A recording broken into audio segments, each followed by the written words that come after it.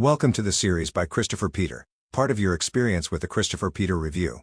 This was as big of a sports weekend as we have seen in quite some time. Big matchups in the NFL this weekend, great college action, and a big weekend for combat sports to some degree. So let us begin our discussion.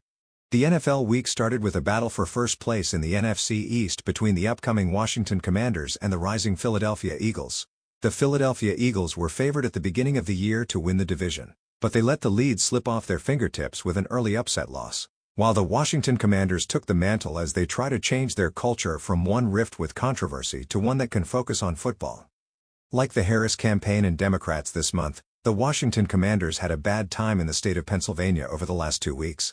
In Pittsburgh, the Steelers knocked them out of first place, or at least created the opportunity for change in the standings with a gritty win over the Commanders.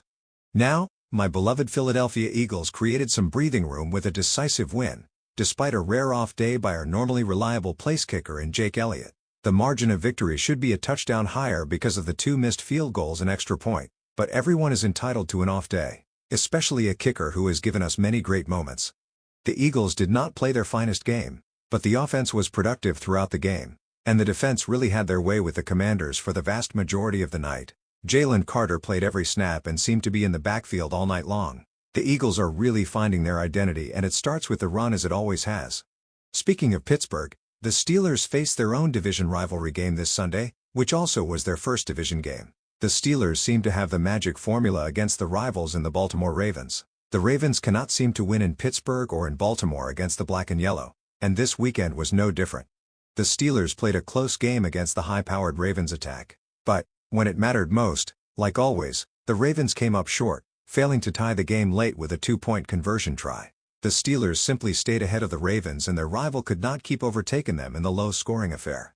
The defending champions in the Kansas City Chiefs are causing the popping of champagne for different reasons. The featured matchup between Patrick Mahomes and Josh Allen lived up to the billing, where the Bills gave the Chiefs their first loss with a great signature run by Josh Allen. The Chiefs have narrowly avoided defeat all season long, but this week was different. On the other hand, my Super Bowl pick in the San Francisco 49ers find defeat all too often, losing to the Seattle Seahawks to drop them to an even 5-5 this season. Despite the high salaries and overall talent, the Niners seem to suffer the same fate every Super Bowl runner-up faces the following year.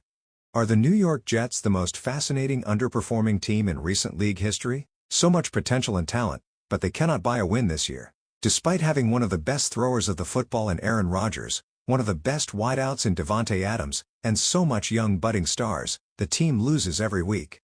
Their stadium mates were off this week, but made the news for ending the Daniel Jones experiment by deciding to start Tommy DeVito going forward. I guess they will not be paying a $40 million quarterback to play at all, and certainly not to hand off to a MVP candidate running back that they were not willing to pay. Thank you, Giants, by the way. The Detroit Lions are still showing they are the dominant team in the league with another decisive victory. Jared Goff rebounded from his 5-interception game with leading the Lions to another 50-point outing. The Lions are hitting on all cylinders and will be a force to reckon with if they can keep up this quality into the playoffs. The Sunday night game was probably the most exciting game on Sunday, or at least a close second to the Chiefs and Bills. For the first half, Justin Herbert and the Los Angeles Chargers could not miss on a run or pass against the Cincinnati Bengals, who could not stop them at all. Then they changed roles and the second half was dominated by the Bengals, who came all the way back only to lose at the end.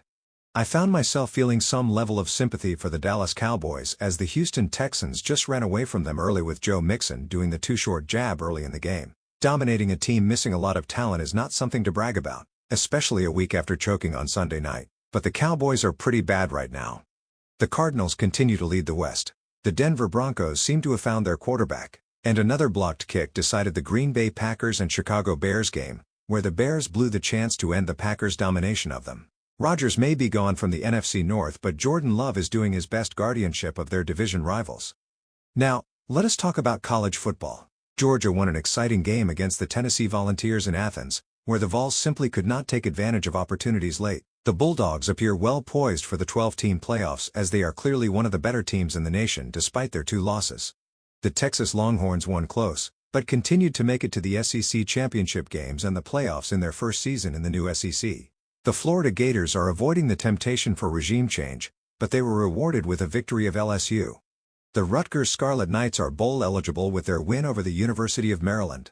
Ohio State continues to win, But it will not matter if they cannot win against Michigan coming up.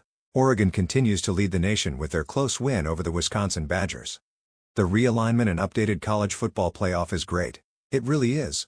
This was a fight weekend for boxing and mixed martial arts. Iron Mike Tyson returned to the ring against influencer Jake Paul, who won the uncomfortable fight. Netflix had some challenges with its broadcast, but still reached a reported 60 million people. I was not a big fan of this fight because it was a spectacle that was really pointless.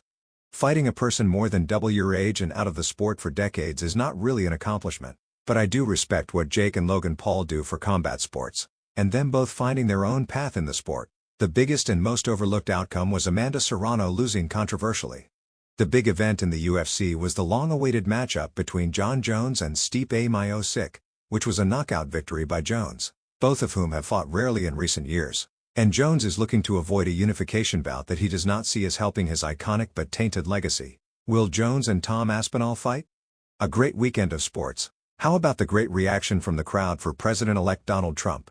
Americans are no longer hiding their support for Trump, and it is interesting how the media is having to come to terms with their loss. Hopefully we get the much-needed change, which I will discuss more on the Christopher Peter Review. A big thank you to all of you in the audience. Your viewership is appreciated and valued. Please continue to visit the Christopher Peter Review at www.crcreview.com.